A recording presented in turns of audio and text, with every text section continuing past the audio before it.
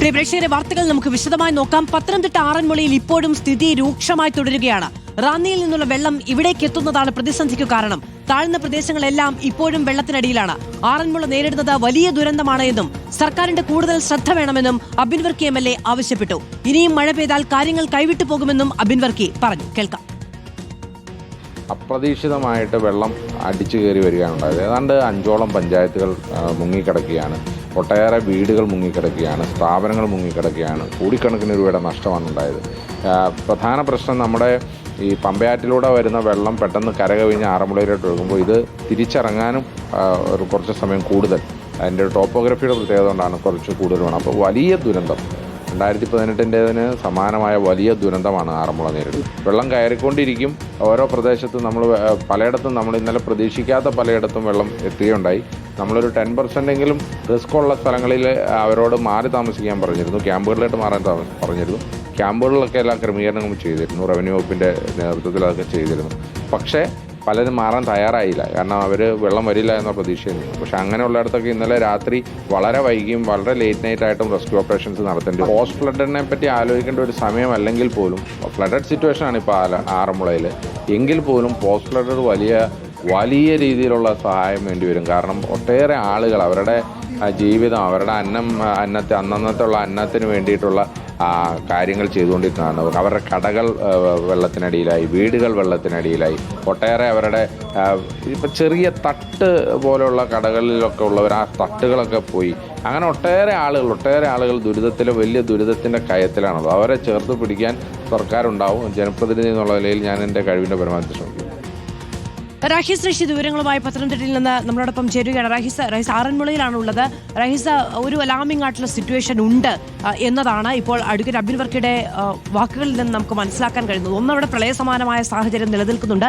ഇപ്പോൾ ഈ ഫ്ലഡിന് ശേഷം എന്തു ചെയ്യാമെന്നതിനെ കുറിച്ച് ആലോചിക്കാൻ കഴിയില്ലെങ്കിലും അതൊരു വലിയ ഭഗീരഥ പ്രയത്നം വേണ്ടിവരുമെന്നതുകൂടി മുൻകൂറായി MLA വ്യക്തമാക്കുന്നുണ്ട്. ഈ റാന്നിയിലെ വെള്ളം ഒഴുകി അവിടേക്ക് എത്തുന്നതാണ് പ്രശ്നം. ആ കാര്യവും അദ്ദേഹം ഇന്നലെ തന്നെ നമ്മളോട് വ്യക്തമാക്കുകയും ചെയ്തിരുന്നു. എന്താണ് അവിടുത്തെ ഒരു ഇപ്പോഴത്തെ സാഹചര്യം? എത്ര ആളുകളെ മാറ്റിയിട്ടുണ്ട്? മധു, പുറമെ നിന്ന് നോക്കുമ്പോൾ കാര്യങ്ങൾ ശാന്തമാണ് എന്ന് തോന്നുമെങ്കിലും അത്ര ശാന്തമല്ല കാര്യങ്ങൾ. കാരണം ഇന്നലെ വൈകുന്നേരം തൊട്ട് മഴ ഇവിടെയും പെയ്യുന്നില്ല. ഇവിടെ വെള്ളം എത്തുന്നത് സാധാരണഗതിയിൽ ആറന്മുളയുടെ കിഴക്കൻ പ്രദേശമായ ശബരിമല, സീതത്തോട്, ചിറ്റാറ്, ഗവി പോലുള്ള പ്രദേശങ്ങളിൽ മഴ പെയ്യുമ്പോഴാണ്. അവിടെയും മഴ പെയ്യുന്നില്ല എന്നത് ആശ്വാസകരമാണ്. പക്ഷേ സാധാരണഗതിയിൽ അവിടെ ഇന്നലെ വൈകിട്ട് മഴ പെയ്യാതെ ഇന്ന് ഈ പ്രദേശത്തും മഴ പെയ്തില്ലെങ്കിൽ ഇവിടെ കെട്ടിക്കിടക്കുന്ന വെള്ളം ഒഴുകി പോകേണ്ടതാണ്. സാധാരണഗതിയിൽ ഇത്രയും സമയം മഴയില്ലെങ്കിൽ ഇവിടെ നിന്ന് ഈ വെള്ളം ചെങ്ങന്നൂരിലേക്ക് പോകും. ചെങ്ങന്നൂരിൽ നിന്ന് നിരണം ഭാഗത്ത് അപ്പർ കുട്ടനാട് വഴി കടലിലേക്ക് പോകുന്നതാണ് സാധാരണ ഒരു രീതി. പക്ഷേ വെള്ളം ഇറങ്ങുന്നില്ല എന്നതാണ് പ്രശ്നം. ഇന്നലെ വെച്ച് നോക്കുമ്പോൾ ഏതാണ്ട് 1 അടി വെള്ളം മാത്രമാണ് പല സ്ഥലത്ത് നിന്ന് ഇറങ്ങിയിരിക്കുന്നത് എന്നതാണ് പ്രശ്നം. അതുകൊണ്ടാണ് ഇവിടെ പ്രശ്നങ്ങൾ ഗുരുതരമാണ് എന്ന് അബിൻ വർക്കി പറയുന്നതും. പ്രളയകാലത്ത് നമ്മൾ ചെങ്ങന്നൂർ കണ്ടതാണ്. ചെങ്ങന്നൂരിന് സമാനമായ ഒരു അവസ്ഥ ആറന്മുള ഇപ്പോൾ നേരിടുന്നുണ്ട് എന്നത് യാഥാർത്ഥ്യമാണ്. വെള്ളം ഇറങ്ങാതെ, വെള്ളം കൂടുതൽ സമയം വീടുകളിലൊക്കെ കെട്ടിക്കിടക്കുന്നത് മറ്റു തരത്തിലും ദുരന്തത്തിന് കാരണമാണ്. കാരണം വീടുകൾ കുതിർന്ന്, അത്ര ബലക്ഷമയില്ലാത്ത ചെറിയ വീടുകൾ, വയലുകൾക്ക് സമീപമുള്ള കുഞ്ഞു വീടുകളൊക്കെ കുതിർന്ന് താഴേക്ക് വരാൻ കൂടി ഒരു സാഹചര്യം ഇവർ മുൻകൂട്ടി കാണുന്നുണ്ട്. ഇന്ന് രാവിലെ ജില്ലാ കളക്ടർ PC വിശ്വനാഥ്, ഒപ്പം അബിൻ വർക്കി അടക്കമുള്ള പഴകുളം മതം അടക്കമുള്ള ആളുകൾ സംസാരിച്ച് ചർച്ച ചെയ്ത് ഗുരുതരമായ സ്ഥിതിവിശേഷം എന്ന് തന്നെ വിലയിരുത്തുന്നുണ്ട്. എന്തുകൊണ്ട് വെള്ളം ഇങ്ങനെ ഇറങ്ങുന്നില്ല എന്നതാണ് ഉദ്യോഗസ്ഥരെ ആശങ്കപ്പെടുത്തുന്ന ഒരു പ്രധാനപ്പെട്ട കാര്യം. സാധാരണഗതിയിൽ ഇവിടുന്ന് ചെങ്ങന്നൂരിലേക്ക് വെള്ളം ഇറങ്ങേണ്ടതാണ്.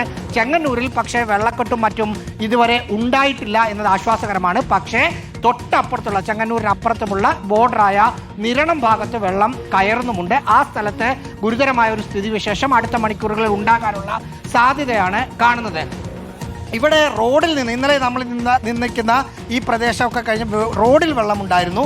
അത് ഏതാണ്ട് 1 അടിയോളം വെള്ളം കുറഞ്ഞപ്പോൾ റോഡിൻ്റെ ഭാഗത്ത് നിന്ന് വെള്ളം കുറഞ്ഞു. ആറന്മുള പാർത്ഥസാരഥി ക്ഷേത്രം പ്രധാനപ്പെട്ട ഒരു ക്ഷേത്രമാണ്. ആ ക്ഷേത്രത്തിൻ്റെ കിഴക്കേ നടയിൽ നിന്ന് വെള്ളം ഇറങ്ങി. പക്ഷേ തെക്കേ നട, പമ്പയാറിനോട് ചേർന്ന് കിടക്കുന്ന ഭാഗമാണ് തെക്കേ നടയും പടിഞ്ഞാറ നടയും. അവിടെ മുഴുവൻ വെള്ളം കയറി കിടക്കുകയാണ്.